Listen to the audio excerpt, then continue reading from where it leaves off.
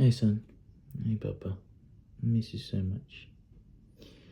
Thought I'd start making videos for you to look back on, and I just want to kind of be there for when I'm not. I know I work away quite a bit.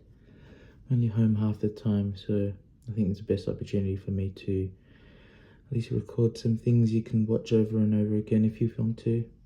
I'm going to read you a book tonight, and it's called Harry Potter, the Philosopher's Stone.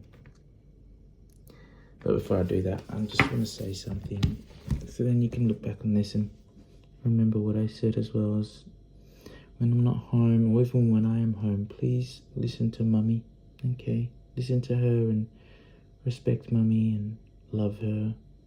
She loves you so much. So much. I love you so much. And you're an amazing boy, and we all know that, but just, I want you to know that it's important to be good to Mum, okay? I love you, son. Okay, let's get to the book. I know you're into Moana at the moment, but I think you might enjoy this very much. You know, your imagination's pretty wild, and you like to do things that are quite theatrical and imaginative. You are my son, so you are going to be very imaginative as you get older as well. You need to tap into that, okay? And it's your superpower. Alright. I'm going to read you one chapter tonight, then we can go to bed, okay? Daddy's pretty tired too. There we go.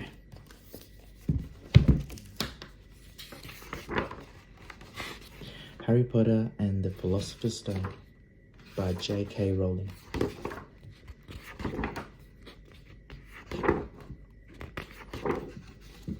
Chapter 1. The Boy Who Lived. Mr. and Mrs. Dursley of number 4 Privet Drive were proud to say that they were perfectly normal, thank you very much. They were the last people you'd expect to be involved in anything strange or mysterious, because they just didn't hold with such nonsense. Mr. Dursley was the director of a firm called Grunnings, which made drills. He was a big beefy man with hardly any neck, although he did have a very large moustache, a bit like Daddy's, but mine's not as big, I don't think. Mrs. Dursley was thin and blonde and had nearly twice the usual amount of neck, which came in very useful as she spent so much of her time craning over garden fences spying on the neighbours. The Dursleys had a small son called Dudley, and in their opinion, there was no finer boy anywhere. This is Dudley. Look at him. It's funny. The Dursleys had everything they wanted, but they also had a secret, and their greatest fear was that somebody would discover it. They didn't think they could bear it even if anyone found out about the Potters. Mrs. Potter was Mrs. Dursley's sister, but they hadn't met for several years. In fact, Mrs. Dursley pretended she didn't even have a sister, because her sister and her good-for-nothing husband were as un-Dursleyish as it was possible to be. The Dursleys shuddered to think what the neighbours would say if the Potters arrived in the street. The Dursleys knew that the Potters had a small son too. They had never even seen him. The boy was another good reason for keeping the Potters away. They didn't want Dudley mixing with a child like that. When Mr. and Mrs. Dursley woke up on the dull grey Tuesday, our story starts. There was nothing about the cloudy sky outside to suggest that strange and mysterious things would soon be happening all over the country. Mr. Dursley hummed as he picked out his most boring tie for work, and Mrs. Dursley gossiped away happily as she wrestled a screaming Dudley into his high chair. None of them noticed a large tawny owl flutter past the window. At 8:30, Mr. Dursley picked up his briefcase, pecked Mrs. Dursley on the cheek, and tried to kiss Dudley goodbye, but missed because Dudley was now having a tantrum and throwing his cereal at the walls. "Little tyke," chortled Mr. Dursley as he left the house. He got into his car and backed out of number 4's drive. It was on the corner of the street that he noticed the first sign of something peculiar: a cat reading a map. For a second, Mr. Dursley didn't realise what he had seen. Then he jerked his head around to look again. There was a tabby cat standing on the corner of Privet Drive, but there wasn't a map in sight. This is the cat, look. The cat's reading a map.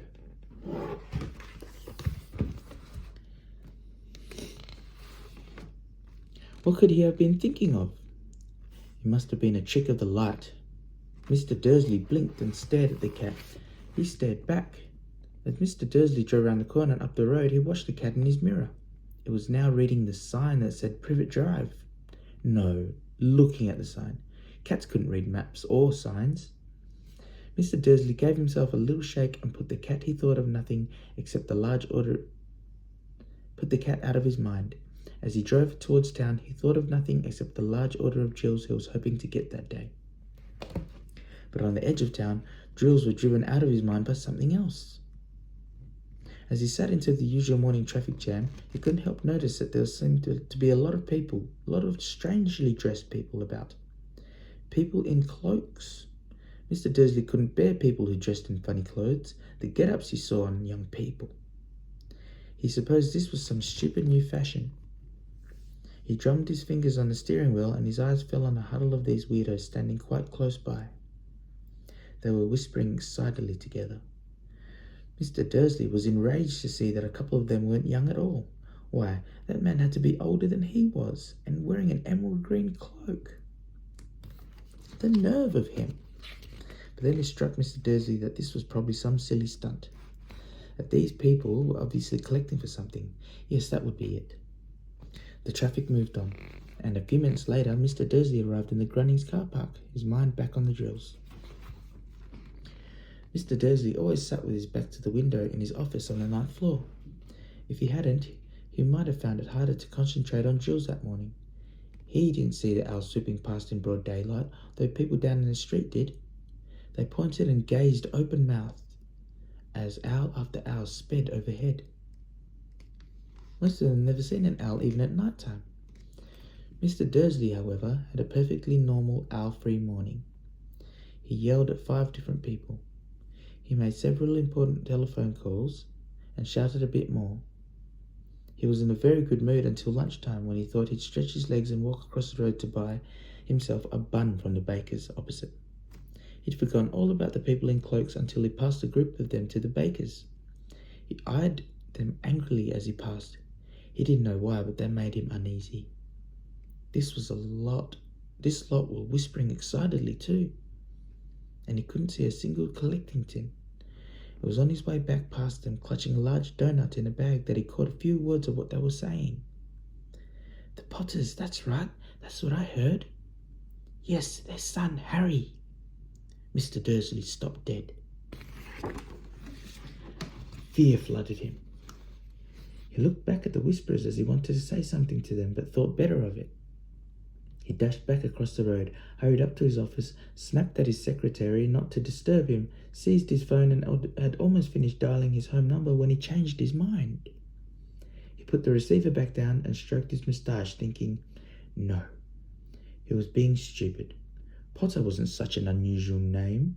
He was sure there were lots of people called Potter who had a son called Harry. Come to think of it, he wasn't even sure his nephew was called Harry. He'd never even seen the boy. It might have been Harvey or Harold. There was no point in worrying Mrs. Dursley. She always got so upset at any mention of her sister.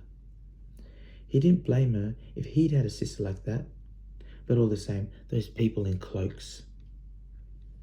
He found it a lot harder to concentrate on drills that afternoon, and when he left the building at 5 o'clock, he was still so worried that he walked straight into someone just outside the door.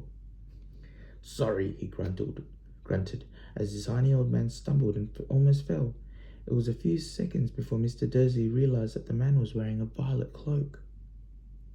He didn't seem at all upset at being almost knocked to the ground. On the contrary, his face split into a wide smile and said in a squeaky voice that made passers-by stare, "Don't be sorry, my dear sir, for nothing could upset me today. Rejoice, for you know who has gone at last. Even muggles like yourself should be celebrating this happy, happy day." And the old man hugged Mr. Dursley around the middle and walked off.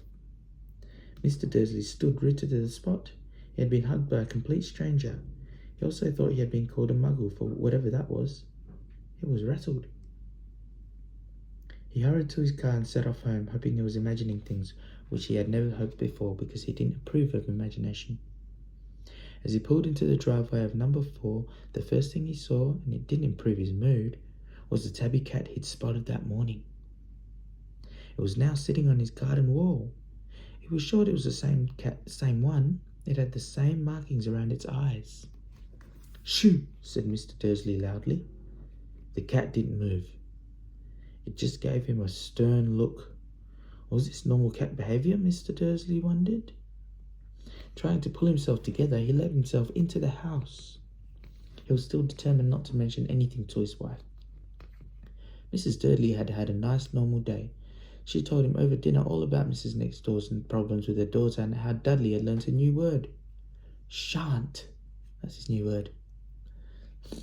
Mr. Dursley tried to act normally.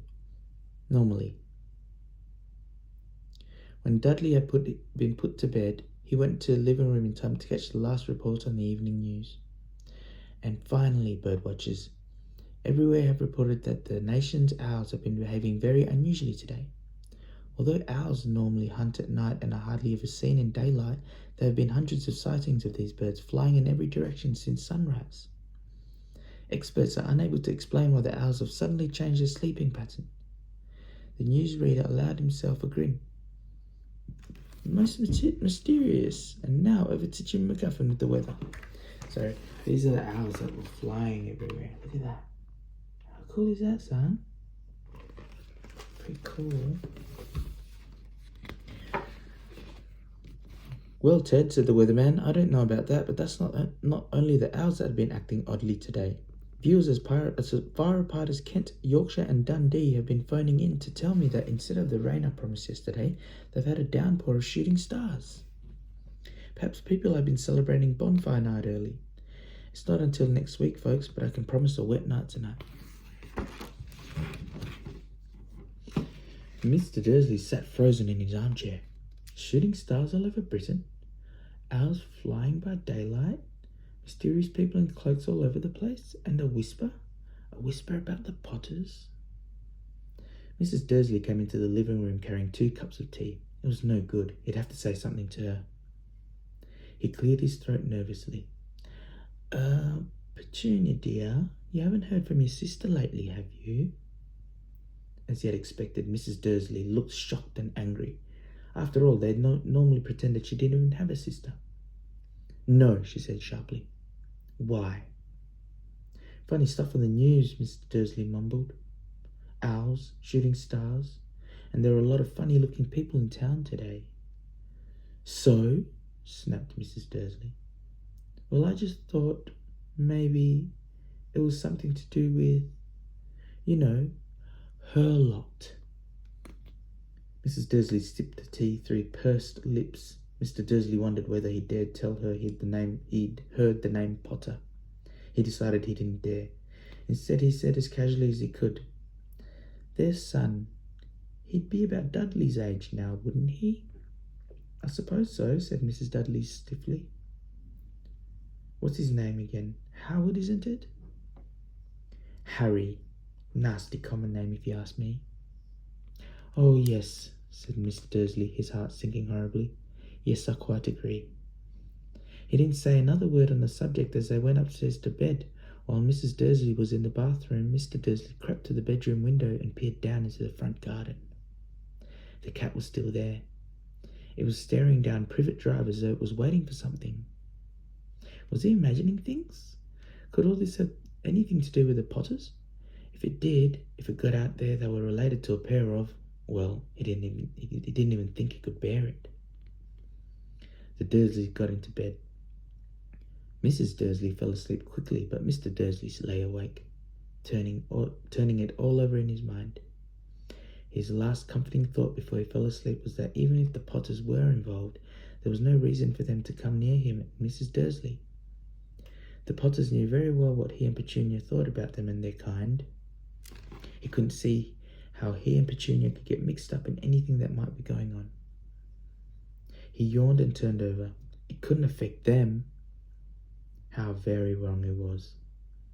Mr. Dursley might have been drifting into an uneasy sleep, but the cat on the wall outside was showing no sign of sleepiness. It was sitting as still as a statue, its eyes fixed unblinkingly on the far corner of Privet Drive.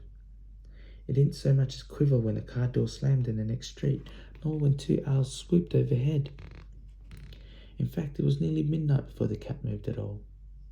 A man appeared on the corner the cat had been watching, appeared so suddenly and silently you'd have thought he just popped out of the ground. The cat's tail twitched and its eyes narrowed. Nothing like this man had ever been seen in Privet Drive. He was tall, thin, and very old, judging by the silver of his hair and beard, which were both long enough to tuck into his belt.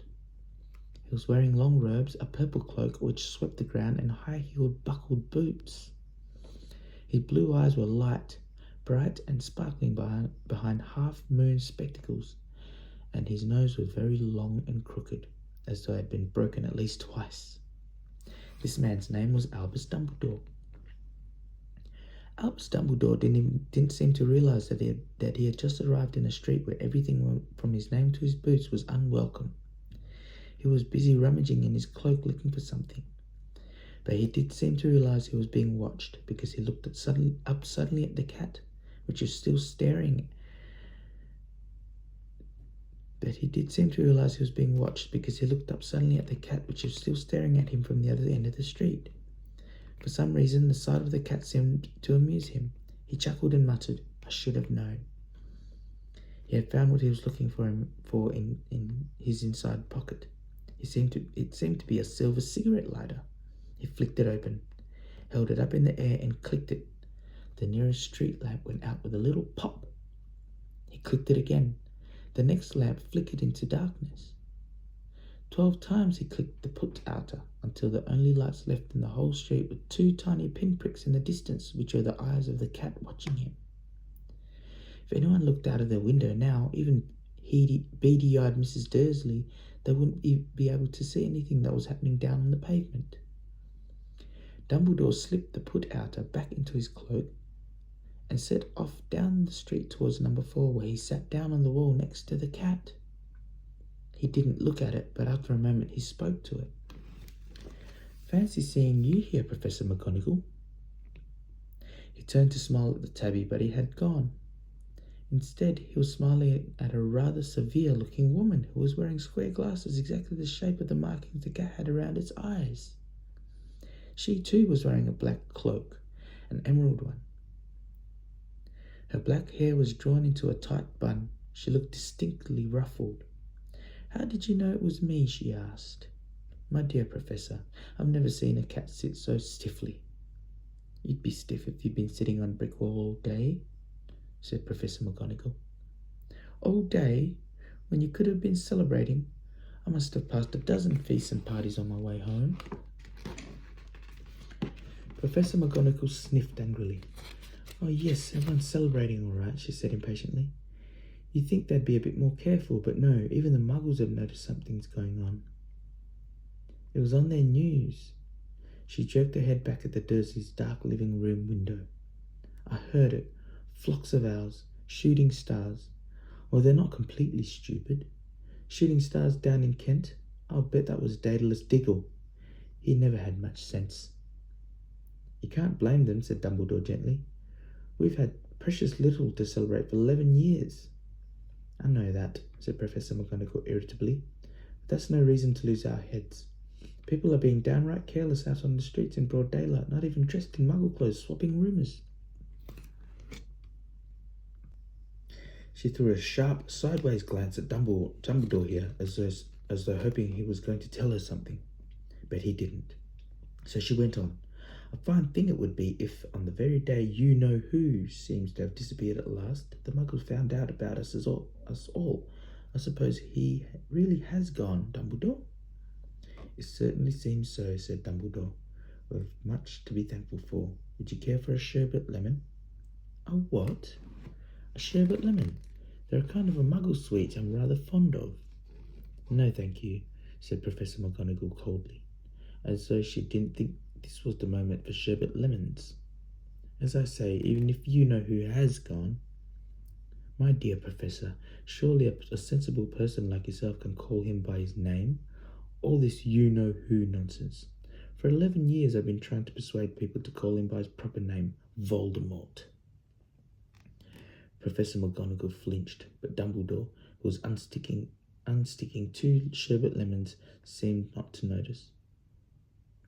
It all gets so confusing if we keep saying, you know who.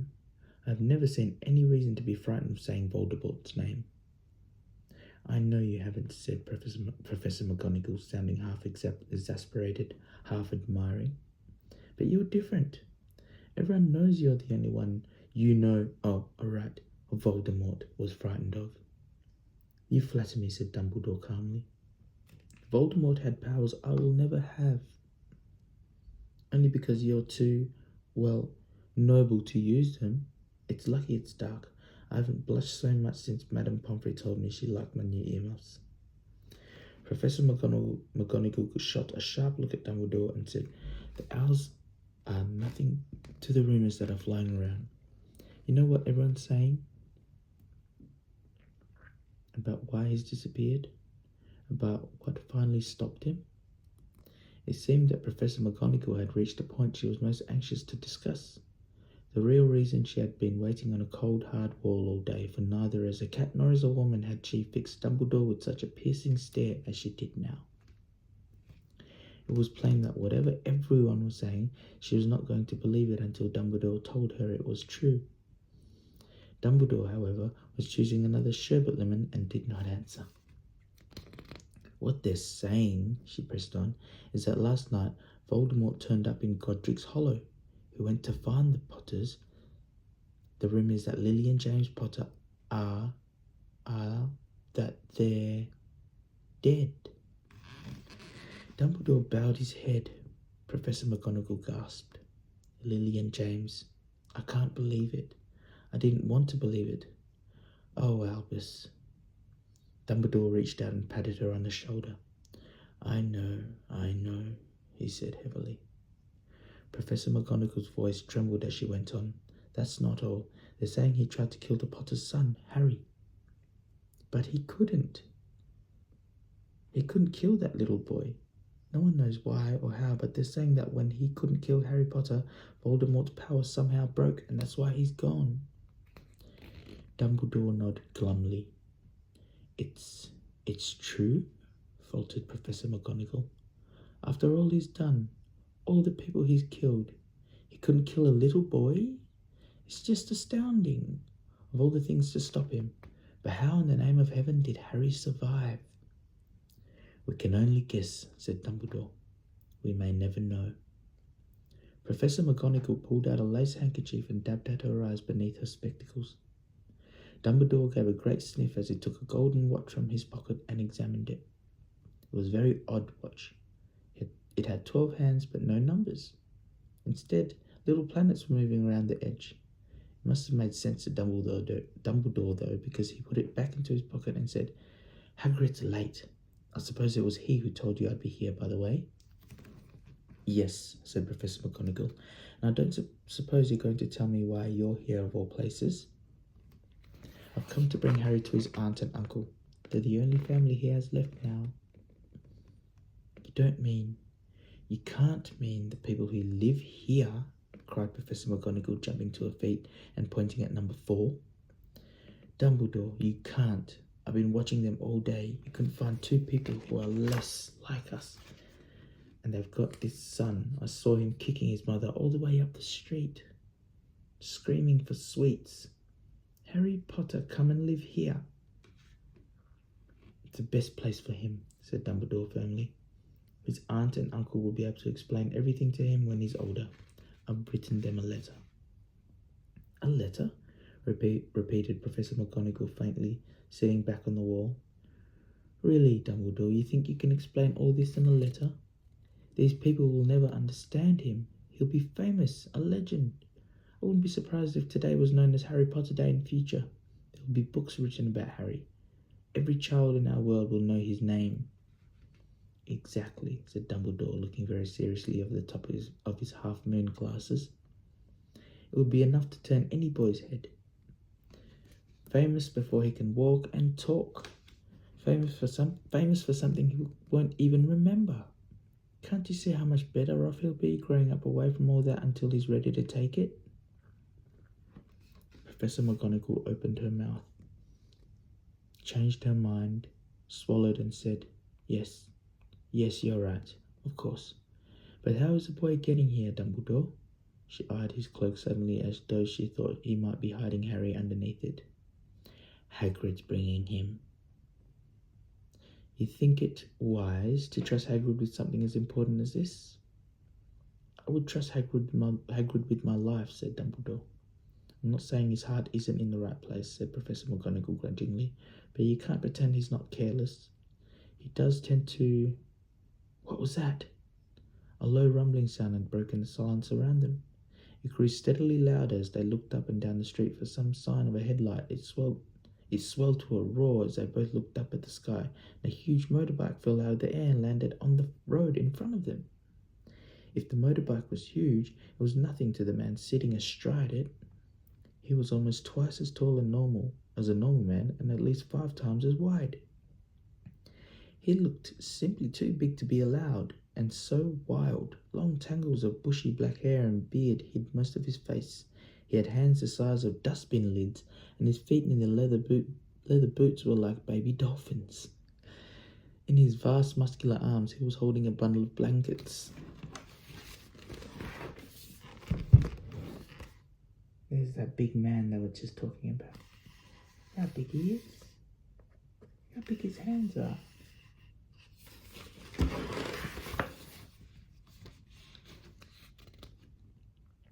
Hagrid, said Dumbledore, sounding relieved. At last. Where did you get that motorbike? I borrowed it, Professor Dumbledore, sir, said the giant, climbing carefully off the motorbike as he spoke. Young Sirius Black lent it to me. I've got him, sir. No problems, were there? No, sir. House was almost destroyed, but I got him out all right before the muggles started swarming around. He fell asleep as he was flying over Bristol. Dumbledore and Professor McGonagall bent forward over the bundle of blankets. Inside, just visible, was a baby boy, fast asleep. Under a tuft of jet black hair over his forehead, they could see a curiously shaped cut, like a bolt of lightning. Is that where... whispered Professor McGonagall. Yes, said Dumbledore. He'll have that scar forever. Couldn't you do something about it, Dumbledore? Even if I could, I wouldn't. Scars can come in useful. I have one myself above my left knee, which is a perfect map of the London Underground. Well, give him here, Hagrid. We'd better get this over with. Dumbledore took Harry in his arms and turned towards the Dursleys' house. Could I say goodbye to him, sir? Asked Hagrid.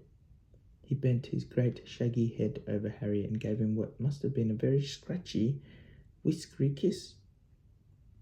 Then suddenly Hagrid let out a howl like a wounded dog. Shh, hissed Professor McGonagall. You'll wake the muggles. Sorry, sobbed Hagrid, taking out a large spotted handkerchief and burying his face in it. But I can't stand it. Lily and James dead, and poor little Harry off to live with muggles.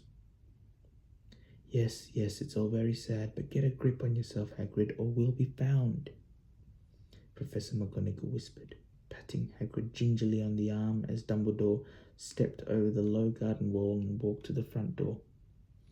He laid Harry gently on the doorstep, took a letter out of his cloak, tucked it inside Harry's blankets, and then came back to the other two. For a full minute, the three of them stood and looked at the little bundle. Hagrid's shoulders shook. Professor McGonagall blinked furiously, and the twinkling light that usually shone from Dumbledore's eyes seemed to have gone out. Well, said Dumbledore finally, that's that. We've no business staying here. We may as well go and join the celebrations. Yes, said Hagrid in a very muffled voice. I'd best get this bike away. Good night, Professor McGonagall. Professor Dumbledore, sir. Wiping his streaming eyes on his jacket sleeve, Hagrid swung himself onto the motorbike and kicked the engine into life. With a roar, it rose into the air and off into the night. I shall see you soon, I expect, Professor McGonagall, said Dumbledore, nodding to her. Professor McGonagall blew her nose in reply. Dumbledore turned and walked back down the street. On the corner he stopped and took out the silver put-outer. He clicked it twice, and 12 balls of light sped back to the street lamps, so that Privet Drive glowed suddenly orange, and he could make out a tabby cat slinking around the corner at the other end of the street. He could just see the bundle of blankets on the step of number 4. Good luck, Harry, he murmured. He turned on his heel, and with a swish of his cloak he was gone. A breeze ruffled the neat edges of Privet Drive, which lay silent and tidy under the inky sky, the very last place you would expect astonishing things to happen. Harry Potter rolled over inside his blankets without waking up. One small hand closed on the letter beside him, and he slept on, not knowing he was special, not knowing he was famous, not knowing he would be woken in a few hours' time by Mrs. Dursley's scream as she opened the front door to put out the milk bottles, nor that he would spend the next few weeks being prodded and pinched by his cousin Dudley. He couldn't know that at this very moment. People meeting in secret all over the country were holding up their glasses and saying in hushed voices, "To Harry Potter, the boy who lived." That's the end of chapter 1, my son. I'll read you chapter 2 tomorrow night, okay? Daddy's tired as well. Good night, baby boy. Have sweet dreams, okay? Mummy's there with you, and she'll be there when you wake up. I love you so much. Good night, son.